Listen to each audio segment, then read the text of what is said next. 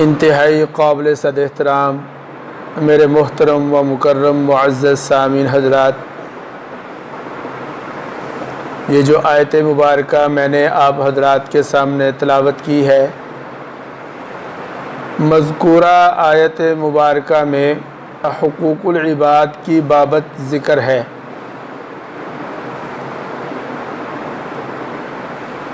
ہمارے انسانوں کے جو آپس میں حقوق ہیں، ان حقوق کا اس آیت مبارکہ میں تذکرہ فرمایا گیا۔ پہلی بات تو یہ سن لیں کہ حق کا معنی کیا ہے۔ عربی زبان میں لغوی طور پر حق کا معنی ہوتا ہے ثابت ہونا، واجب ہونا، اور اس کی جمع حقوق آتی ہے جسے رائٹس کہا جاتا ہے۔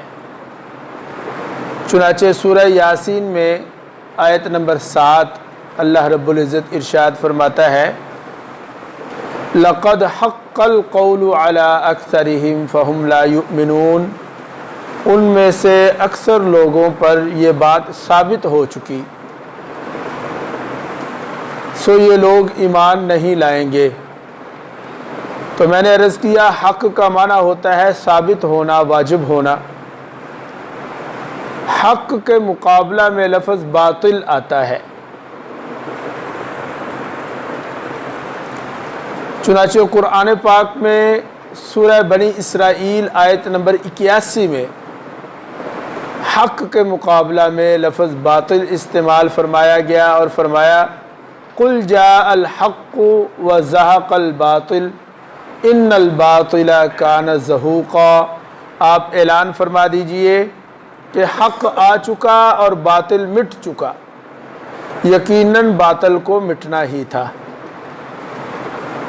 میرے عزیزو دوستو، حقوق کی بات جب چلتی ہے تو پھر اس کے ضمن میں چند باتیں آپ کی خدمت میں ابتداً عرض کرتا ہوں، پھر اس آیت کا ترجمہ اور مفہوم عرض کروں گا۔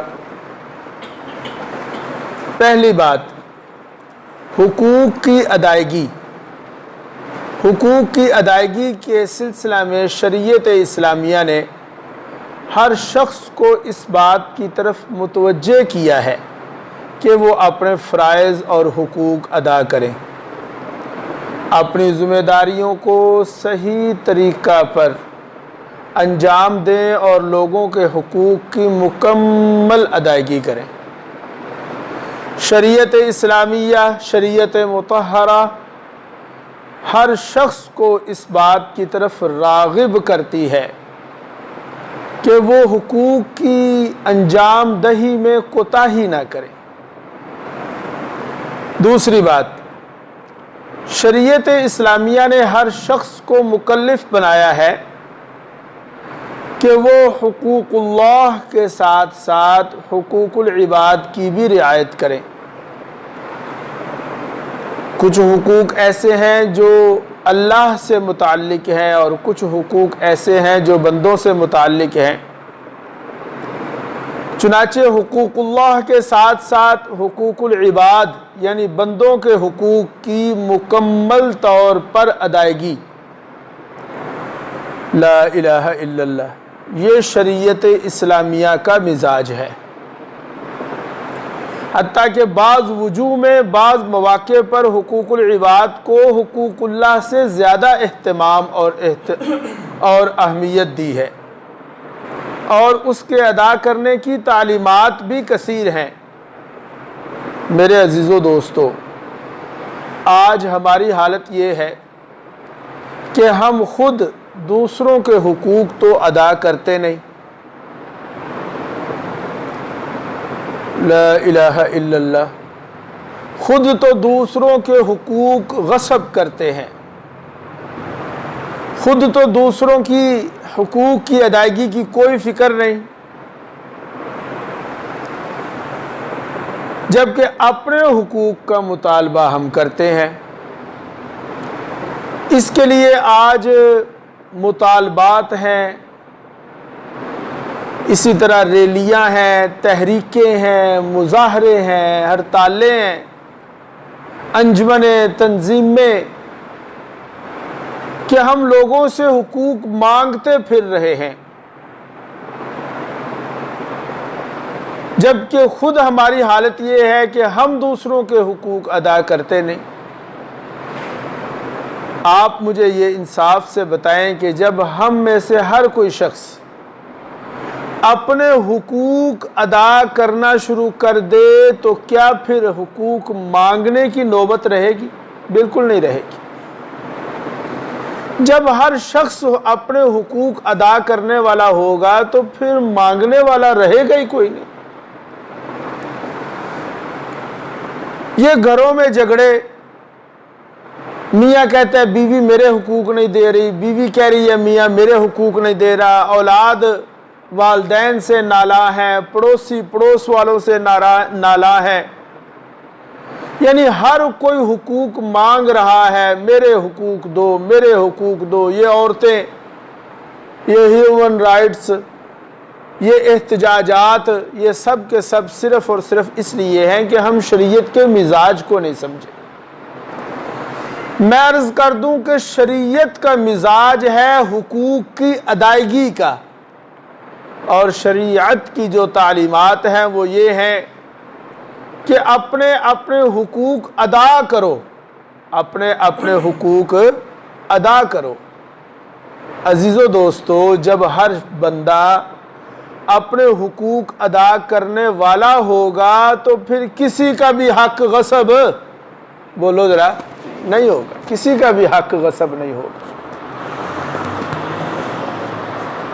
ہم حقوق کا جھنڈا اٹھائے پھرتے ہیں، ہم تحریکیں چلاتے ہیں، ہم اس عنوان پر جناب مظاہرے کرتے ہیں۔ کیا ہی اچھا ہو کہ ہم میں سے ہر شخص خود اس بات کا اہتمام شروع کر دے کہ میں پہلے دوسروں کے حقوق ادا کروں۔ اللہ اکبر۔ اور آپ حیران ہوں گے کہ اس کائنات میں، اس دنیا میں حقوق لینے کے لیے تو انجمنیں اور تنظیمیں موجود ہیں، اس پر بات بھی ہے، اس پر لوگوں کے ہاں لے دے بھی ہے، مظاہرے بھی ہوتے ہیں، لیکن کہیں بھی اس بات کی ترغیب نہیں دلائی جاتی کہ بھئی لوگوں کے حقوق ادا بھی کرو، صرف لینا لینا بنو، دینا لے بھی بنو۔ اللہ اکبر۔ چنانچہ میرے عزیزو دوستو، آپ حیران ہوں گے کہ حقوق کے ضمن میں جتنی کلیئر اور جتنی دو ٹوک بات اسلام نے کی ہے کسی اور مذہب نے نہیں کی۔ آج یورپ جو ہے وہ بڑا حقوق کی بات ہے، حقوق دو، حقوق دو، حالانکہ آپ حیران ہوں گے کہ اسلام نے نہ صرف حقوق کی ادائیگی کا حکم دیا بلکہ اسلام نے حقوق کی ایک فہرست بنائی، کیٹیگری بنائی، اور ہر ایک کا حق رکھ دیا۔ اولاد ہے تو اس کا والدین پر کیا حق ہے، والدین ہیں تو ان کا اولاد پر کیا حق ہے، خاوند کا، بیوی کا، تمام حقوق طے کر دیے گئے، بنا دیے گئے، اور ان سب کو، ان تمام حقوق کو بتا دیا گیا کہ لوگوں یہ حقوق ہے۔ اللہ اکبر۔ یہودیوں کی ایک تو کتاب ہے تورات، میں پہلے بھی یہ بات ذکر کر چکا ہوں، لیکن یہودیوں کی ایک اور کتاب ہے جو فقہ کی کتاب ہے، اور اس کا نام ہے تالمود۔ جیسے ہمارے ہاں ہدایہ فقہ کی کتاب ہے، بڑی اہم ہے، اسی طرح ان کے ہاں فقہ کی کتاب ہے تالمود۔ تالمود میں یہ لکھا ہے، مذکور ہے، اور ان کی فقہ کی کتابوں میں، ان کی تعلیمات میں یہ بات موجود ہے کہ یہودیوں کے علاوہ دنیا میں جتنے بھی انسان بستے ہیں وہ انسان نہیں۔ یورپ تو یہودیوں کے علاوہ دیگر انسانوں کو انسان ماننے پر ہی تیار نہیں ہے، وہ حقوق کیسے دے گا؟ میری بات آپ سمجھ رہے ہیں؟ ان کا عقیدہ یہ ہے کہ صرف یہودی انسان ہے، باقی سارے انسان نہیں، انسان نما ہے، جن کے لیے وہ ایک لفظ بولتے ہیں گوئمز، باقی سارے گوئمز ہیں، انسان نہیں ہے۔ ہم یورپ کے پیچھے لگے ہوئے ہیں۔ میں نے کہا کہ یورپ تو ہمیں انسان ماننے کو تیار نہیں ہے، وہ ہمیں ہمارے حقوق کیسے دے گا؟ یہ ابھی چند دن پہلے آپ حضرات نے اخبارات میں ہر جگہ پہ پڑھا، افغانستان میں 20 سال سے امریکہ تھا اور اس نے 20 سالوں میں اپنے وہاں پر بہت سارے وفادار بنائے اور ان کے ساتھ وعدہ کیا کہ تمہیں امریکہ لے کر جائیں گے۔ کیوں بھائی؟ پڑھے سنے ہیں کہ نہیں تسا؟ ان کے ساتھ وعدہ کیا کہ تمہیں امریکہ لے کر جائیں گے، لیکن جب امریکہ لے کر جانے کی باری آئی، انگریز سامراج اپنے کتوں کو تو ساتھ لے گیا، ان کو ادھر ہی چھوڑ گیا، اور پھر ایک جہاز بھرا اور ان کو کہا چلو وہی امریکہ چلیے، انہوں نے جا کے مسقط چھڈ آئے۔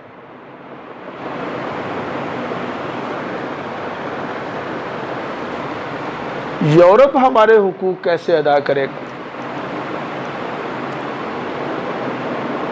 اور آپ کے لیے شاید یہ بات بھی نہیں ہو کہ 17ویں صدی تک امریکہ، یورپ، 17ویں صدی تک یورپ میں اور رومن امپائر میں یہ بات درج تھی کہ عورتیں انسان نہیں ہیں۔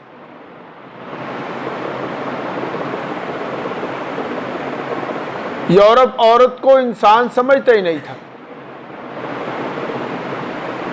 آپ حیران ہوں گے کہ اسلام نے آج سے 1400 سال پہلے بتا دیا کہ اگر عورت ماں کے روپ میں ہے تو اس کے قدموں تلے جنت ہے، اگر عورت بیوی کے روپ میں ہے تو وہ تمہارے گھر کی عزت ہے، اگر عورت بہن کے روپ میں ہے تو وہ تمہارے لیے رحمت ہے، بیٹی ہے تو تمہارے لیے رحمت ہے۔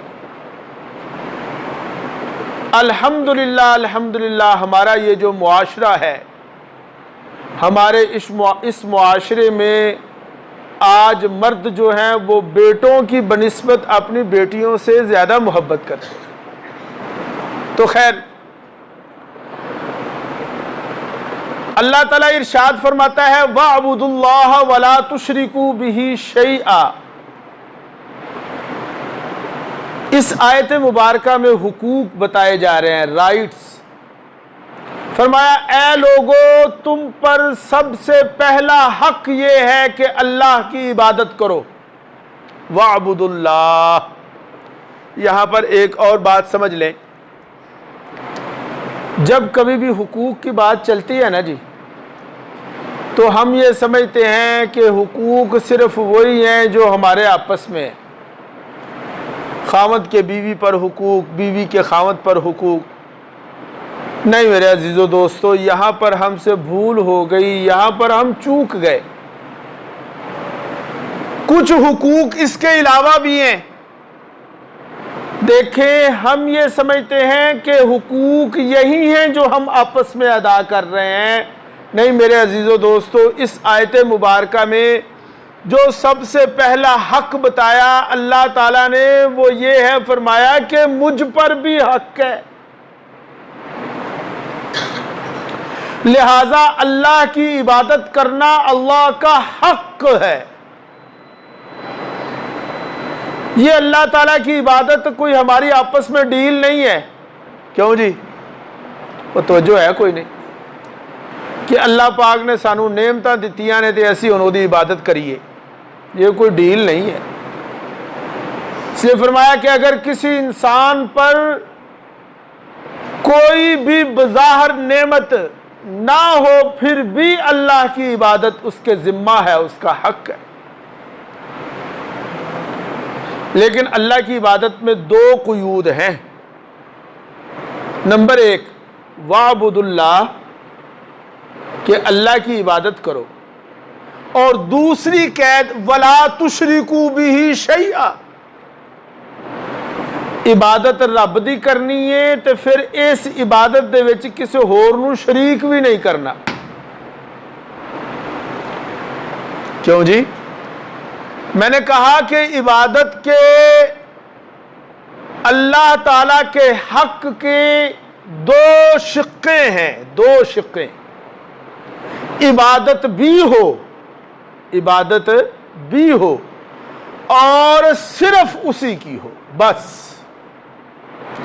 وَلَا تُشْرِكُوا بِهِ شَيْئًا، وَلَا تُشْرِكُوا بِهِ شَيْئًا، کسی اور کو شریک نہیں کیا جا سکتا، اس لیے کہ اللہ تعالیٰ تمام شرکاء سے پاک ہے، سبحانہ، اللہ پاک ہے، وَتَعَالَى عَمَّا يُشْرِكُونَ، اور ان تمام چیزوں سے بلند ہے جن چیزوں کو تم اس کا شریک بناتے ہو۔ اللہ اکبر۔ تو اللہ کی عبادت بھی کرنی ہے اور اللہ کی عبادت میں کسی اور کو شریک بھی نہیں کرنا۔ اللہ اکبر۔ وہ کسی شاعر نے کہا نا کہ طواف کعبے کا کیا اور گنگا کا اشنان بھی، اشنان سمجھتے ہو نا، طواف کعبے کا کیا اور گنگا کا اشنان بھی، خوش رہے رحمان بھی راضی رہے شیطان بھی۔ ہم یہ کرتے ہیں، لہذا یہ بات نوٹ کر لیں کہ اللہ کی ذات میں اور اللہ کی صفات میں اللہ جیسا کسی کو سمجھنا یہ شرک ہے۔ اللہ تعالیٰ اپنی ذات میں بھی اکیلا اور یکتا ہے اور اللہ تعالیٰ اپنی صفات میں بھی اکیلا اور یکتا ہے۔ اللہ اکبر۔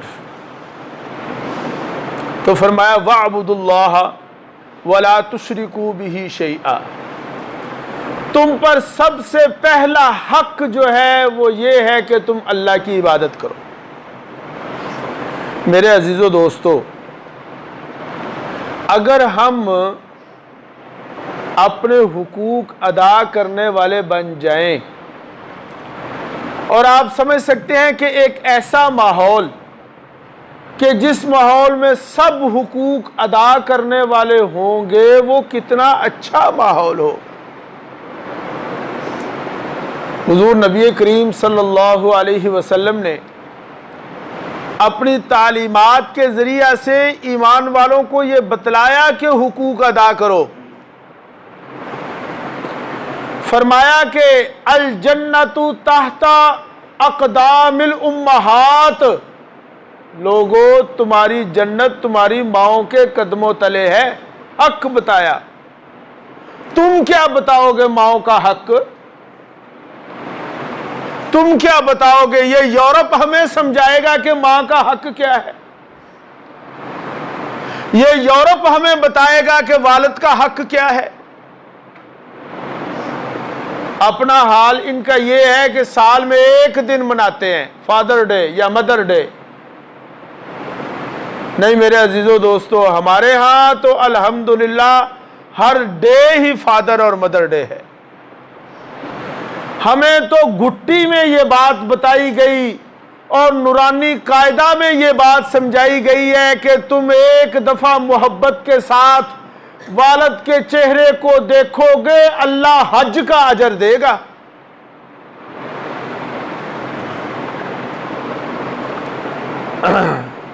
تو حقوق کے سلسلہ میں میں آپ کو ایک واقعہ بھی سناتا ہوں۔ بخاری شریف میں یہ واقعہ موجود ہے حضرت سیدنا سلمان فارسی رضی اللہ تعالی عنہ، یہ صحابی رسول ہیں، آپ سب نے ان کا نام نامی سنا ہوا ہے۔ بڑی لمبی عمر تھی ان کی، کتابوں میں لکھا ہے 300 سال کے قریب عمر تھی ان کی، بعض جگہ پہ لکھا کہ 200 سال، کہیں لکھا 250 سال۔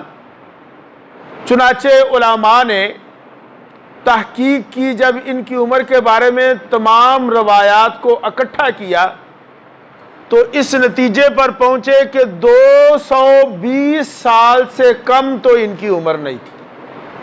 اب اس سے اوپر جو ہے نا اس میں تو اختلاف ہو سکتا ہے، اس سے کم تو ان کی عمر، بڑی لمبی عمر پائی انہوں نے۔ پھر یہ بڑی دیر پہلے یہ عیسائی ہوئے، کرسچن ہوئے، ایک راہب تھا اس کے ہاتھ پر یہ ایمان لے آئے، اس کے ساتھ بڑا عرصہ انہوں نے گزارا، راہ حق کی تلاش میں یہ پھرتے رہے، اس عیسائی کے پاس رہے، وہاں انہوں نے اس کے ہاتھ پر بیعت کر کے عیسائیت کی زندگی گزاری، دین کے مطابق، عیسائی مذہب کے مطابق زندگی گزارتے رہے۔ پھر وہ جو عیسائیوں کا پادری تھا وہ جب مرنے لگا تو انہوں نے اس سے یہ کہا کہ آپ تو جا رہے ہیں تو اب آپ کے بعد میں کس کے پاس جاؤں؟ اس نے کہا کہ وہ فلانے علاقے میں چلے جاؤ، وہاں ایک یہودی ہے، اس کے پاس چلے جاؤ۔ یہ اس یہودی کے پاس چلے گئے، تب یہ پھر یہودی ہو گئے۔ تو یہودی کے پاس رہ کر انہوں نے وہاں بھی بڑا عرصہ گزارا۔ جب اس یہودی کے مرنے کا وقت قریب آیا تو انہوں نے پھر اس سے کہا کہ اب کدھر جاؤں؟ تو پھر اس نے یہ کہا کہ اب کہیں بھی جانے کی ضرورت نہیں ہے، تم سیدھے مدینے چلے جاؤ، آخری نبی کا ظہور ہو چکا ہے، ان پر جا کے ایمان لے آؤ۔ چنانچہ یہ پھر قافلے میں ملے اور سفر کرتے کرتے بالآخر مدینہ منورہ پہنچے۔ مدینہ منورہ کا ماحول ان دنوں کچھ ایسا تھا کہ لوگ ہجرت کر کے نئے نئے باہر سے آ رہے تھے، مکے سے بھی آ رہے تھے، ادھر ادھر سے بھی لوگ ہجرت کر کے آ رہے تھے۔ سرکار دو عالم صلی اللہ علیہ وسلم ان دنوں انصار اور مہاجرین کی آپس میں مواخات فرما رہے تھے، جسے مواخات مدینہ کہتے ہیں۔ کیوں بھائی؟ وہ جب ہم بچپن میں تھے نا، اسکول میں پڑھتے تھے اسلامیات کی کتاب میں، تو یہ مواخات مدینہ، میثاق مدینہ جو تھا نا، یہ پورا ایک چیپٹر ہوتا تھا ہماری اسلامیات میں۔ جو مہاجر آتا تھا وہ چونکہ لٹا پھٹا آتا تھا، پاس ہوتا کچھ نہیں تھا، تو یہاں آ کر اس کو کسی انصاری کے ساتھ جوڑ دیا جاتا۔ حضرت سلمان فارسی رضی اللہ تعالیٰ عنہ جب مدینہ منورہ پہنچے، ایمان لائے، تو ان کا بھائی جن کو بنایا گیا وہ تھے حضرت ابو درداء رضی اللہ تعالیٰ عنہ۔ حضرت ابو درداء رضی اللہ تعالیٰ عنہ جوان آدمی تھے، نئی نئی شادی ہوئی تھی ان کی۔ کیوں جی؟ اور سلمان فارسی رضی اللہ تعالیٰ عنہ تھے بابا جی، بڈھے، ساری دنیا پھیر کے تھے آئے سن۔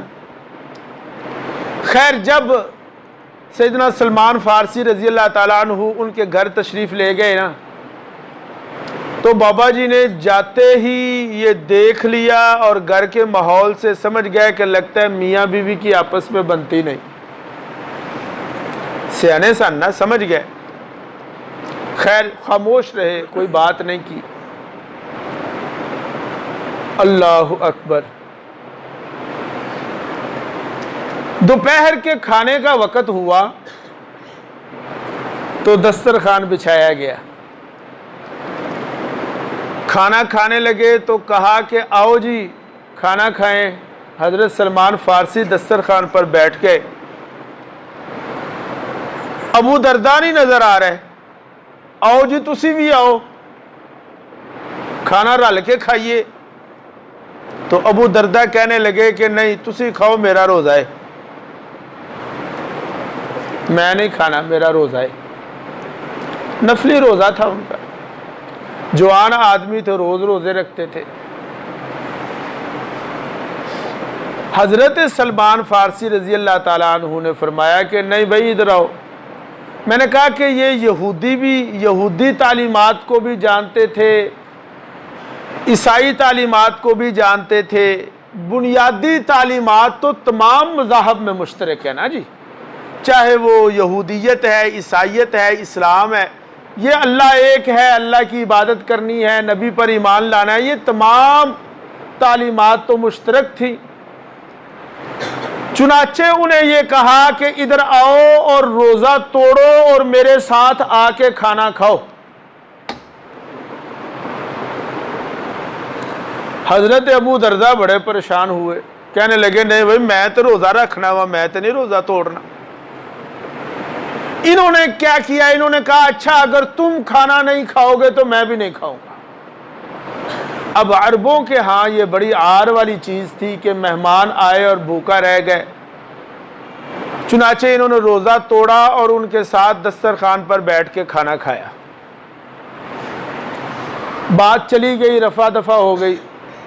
رات کو جب سونے کا وقت آیا تو سلمان فارسی کے لیے بستر بچھایا گیا اور ابو دردہ کہنے لگے کہ تسی لیٹو سمو تے میں تے مسجد چلا۔ انہوں نے کہا کدھر؟ میں ساری رات مسجد میں رہتا ہوں۔ سمجھ گیا میاں بیوی لڑائی تو ہونی ہوئی ہے، دن جوان روزہ رکھ چھڑدا ہے، رات مسیتے گزار چھڑدا ہے، بیوی دے حقوق ادا ہی نہیں ہوندے، لڑائی تو ہونی ہے۔ اچھا نہیں ایسا نہیں ہے، تمہیں میرے ساتھ بستر بچھانا پڑے گا، یہاں پہ سونا پڑے گا۔ پھر ویسے ہی معاملہ ہوا، انہوں نے ضد کی، انہوں نے کہا میں تو ہمیشہ رات مسجد میں گزارتا ہوں۔ بالآخر انہیں اپنے ساتھ سلایا اور انہیں اپنے ساتھ سلا کر صبح پھر تہجد کے وقت اٹھایا اور فرمایا اٹھو اور اب تہجد پڑھو۔ یہ دونوں حضرات فجر کی نماز پڑھنے کے لیے مسجد نبوی میں تشریف لے گئے۔ نماز کے بعد اچھا میں درمیان سے ایک بات بھول گیا، حضرت سلمان فارسی رضی اللہ تعالیٰ عنہ نے ان کو تہجد کے لیے اٹھایا تو ایک جملہ ارشاد فرمایا، وَإِنَّ لِنَفْسِكَ عَلَيْكَ حَقٌّ وَإِنَّ لِزَوْجِكَ عَلَيْكَ حَقٌّ وَإِنَّ لِزَوْرِكَ عَلَيْكَ حَقٌّ وَإِنَّ لِجَارِكَ عَلَيْكَ حَقٌّ فَآتِ كُلَّ حَقٍّ حَقَّهُ۔ یہ انہوں نے جملہ ارشاد فرمایا جو بخاری شریف میں موجود ہے۔ کہا ابو دردہ سنو، یہ وہ جملہ ہے جس جملہ کے لیے میں نے سارا واقعہ آپ کو سنایا۔ فرمایا ابو دردہ سنو، وَإِنَّ لِنَفْسِكَ عَلَيْكَ حَقٌّ، تجھ پر تیری جان کا بھی حق ہے۔ کیوں جی؟ تجھ پر تیری وَإِنَّ لِزَوْجِكَ عَلَيْكَ حَقٌّ، تجھ پر تیری بیوی کا بھی حق ہے۔ وَإِنَّ لِزَوْرِكَ عَلَيْكَ حَقٌّ، تجھ پر تیرے مہمان کا بھی حق ہے۔ وَإِنَّ لِجَارِكَ عَلَيْكَ حَقٌّ، تجھ پر تیرے پڑوسی کا بھی حق ہے۔ فَآتِ كُلَّ حَقٍ حَقَّهُ، ہر ایک کے حق ادا کیا کرو۔ دین اسلامی، شریعت اسلامیہ کا مزاج یہ ہے کہ ہر بندہ ہر ایک کا حق ادا کرے۔ تو چنانچہ یہ فجر میں چلے گئے۔ فجر کی نماز کے بعد حضرت ابو دردہ رضی اللہ تعالیٰ عنہ سرکار دو عالم صلی اللہ علیہ وسلم کے قریب آ کر بیٹھ گیا۔ حضرت جی ایک گل کرنی۔ سرکار فرماندے نے ہاں جی۔ فرمایا آ چنگا پرونا کر لیا جے، انہیں کل میرا روزہ بھی توڑوا دیتا ہے، میں رات نو ساری رات عبادت کرنا وہ بھی کوڑی سو کرن دیتی۔ سرکار فرماندے نے آکھیا کی سو؟ کہنے لگے کہ یہ کہا ہے اس نے، یہ جملہ بولا ہے اس نے، کہا وَإِنَّ لِنَفْسِكَ عَلَيْكَ حَقٌّ، تجھ پر تیرے نفس کا بھی حق ہے، تیری بیوی کا بھی حق ہے، تجھ پر مہمان کا بھی حق ہے، تجھ پر تیرے پڑوسی کا بھی حق ہے، فَأْتِ كُلَّ حَقٍ حَقَّهُ، ہر ایک کا حق ادا کرو۔ سرکار نے جب یہ جملہ سنا تھوڑا سا مسکرائے اور فرمایا صدق سلمان، سلمان نے جو کہا، جو کیا، سچ کہا، ٹھیک کیا۔ میرے عزیزو دوستو، ہم پر حقوق ہیں۔ آج یہ جو ہمارے ہاں گھریلو جھگڑے ہیں نا، اولاد والدین سے نالاں ہے، والدین اولاد سے نالاں ہے، نک نک کا ہی ہے۔ اس کی وجہ کیا ہے؟ اس کی وجہ یہی ہے کہ ہم بحیثیت بیٹا اپنے حق ادا نہیں کرتے۔ اگر کوئی والد ہے بحیثیت والد اپنے حق ادا نہیں کرتا، والد کے ذمہ ہے کہ وہ بیٹے کی تربیت کرے۔ یہ جو حدیث میں آتا ہے 7 سال کا ہو جائے تو اسے اٹھاؤ، اسے نماز کے لیے کہو، ترغیب دینا شروع کر دو۔ 10 سال کا ہو جائے تو ڈنڈے مار کے نماز پڑھاؤ، یہ تمہاری تربیت ہے، نہیں کی تو ایسے ہی ہوگا۔ وہ بولتے نہیں؟ ہمارے یہ حاجی عبد الوہاب صاحب رحمت اللہ علیہ، رائیونڈ کے بزرگ، اللہ کو پیارے ہو گئے۔ کسی نے کہا حضرت بیٹا بات نہیں مانتا، نافرمان ہے، فرمایا اسے 4 ماہ جماعت میں لگواؤ۔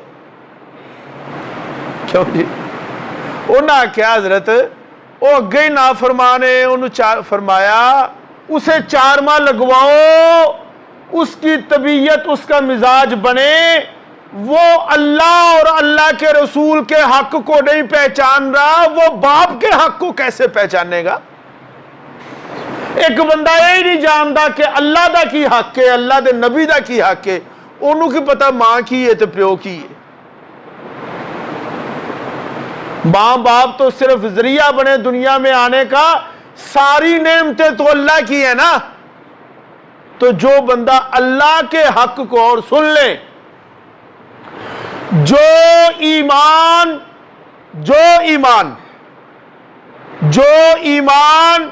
اذان کی آواز سننے کے بعد ہمیں بستر سے نہیں اٹھاتا، وہ ایمان ہمیں جنت میں بھی نہیں لے کر جائے گا۔ کوئی کھیڑ ہے؟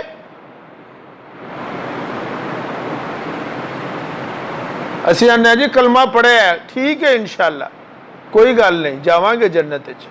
لیکن بات یہ ہے کہ یہ کیسا ایمان ہے جو نیند تو چھڑاتا نہیں، جنت میں لے جائے گا۔ سردیوں میں بستر میں ہے جناب، نہیں بستر چھڑا رہا، ہونتے ایمان، ہون دسو منو نیند پیاری ہے یا ایمان پیارا ہے؟ اگر تو نیند ترک کر دی، ایمان کے بلبوتے پر مسجد میں آ گئے، سمجھو ایمان پیارا ہے۔ ہمارا حال کیا ہے؟ ہمارا حال یہ ہے ہم آذان سنتے نہیں۔ نوٹ کریں میری بات کو، نوٹ کریں اس بات کو، ہم آذان سنتے نہیں، ہم آذان کے ختم ہونے کا انتظار کرتے ہیں۔ اب موبائل نال کھیڈن ڈے ہیں نا انج کر کے، کوئی چل رہی ہے، اذان شروع ہوئی ہے، اسی سٹاپ کر دینے، ڈرامہ چل رہا ہے، ٹی وی چل رہا ہے، اسی سائلنٹ تے کر دینے، سٹاپ کر دینے، ہن اذان نہیں سن رہے، اسی اس انتظار ہے کہ اذان کدو ختم ہوئے، اسی دوبارہ چالو کری۔ کیسا ایمان ہے یہ؟ ہم اللہ اور اللہ کے رسول کے حق کو پہچانیں گے تو والدین کے حق کو پہچانیں گے، کیونکہ پیو کون ہے؟ ایک نے دسیا ہے، اے رب ہی دسیا ہے۔ تو بھائی عزیزو دوستو، میں یہ عرض کر رہا تھا کہ شریعت اسلامیہ کا اصل مطالبہ بھی یہی ہے کہ ہم میں سے ہر کوئی، ہر ایک اپنی ذمہ داریوں یعنی دوسرے کے حقوق کو ادا کرنے کی زیادہ سے زیادہ کوشش کرے۔ اللہ سے دعا ہے اللہ عمل کی توفیق عطا فرمائے۔